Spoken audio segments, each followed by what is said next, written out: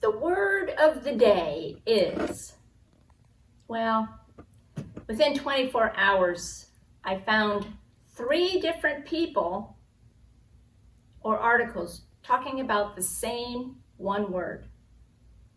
The word is control. I was talking to a lady who was talking about when she was in labor, and she said, they don't do expectant mothers any favor by trying to tell them that they are in control. And I laughed and I said, right, you control some things, but that baby is in control. And then I found this quote that I had saved about the time of the beginning of the pandemic. And this is written by Stacy Sanchez, and she wrote, "Fear rises up whenever we feel out of control. Faith rises up when we remember God is in control." And the third time was at a council meeting or a staff meeting, and we were reminded that as much as we're trying to open up and have everything lined up as doing the protocol and all that, that the virus is sort of in control. And we have to do what is right at the right time, depending on what the virus is doing.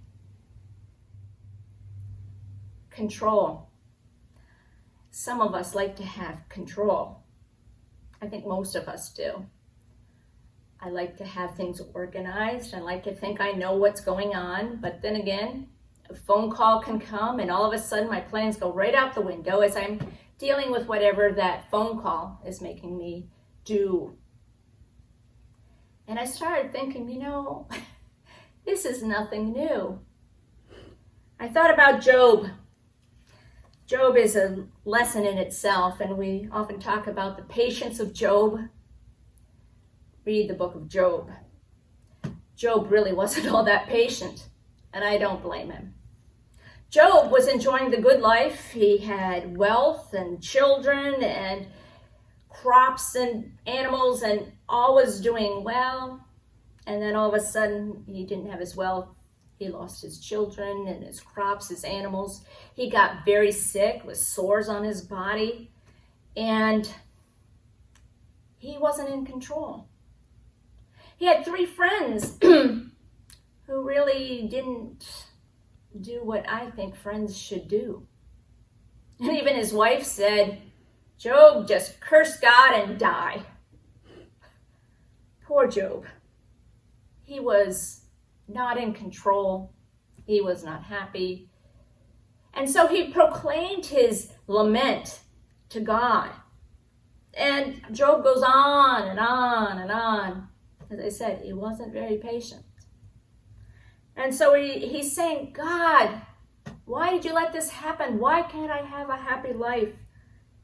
And then we read in Job 38, "Then the Lord answered Job out of the whirlwind. Who is this that darkens counsel by words without knowledge? Gird up your loins like a man. I will question you, and you shall declare to me. Where were you when I laid the foundation of the earth?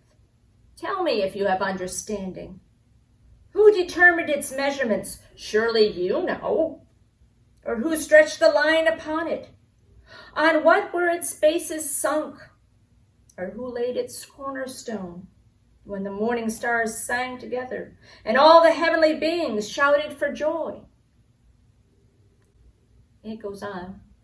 But basically, God is saying, hey, I've been around a lot longer than you have. I'm in control.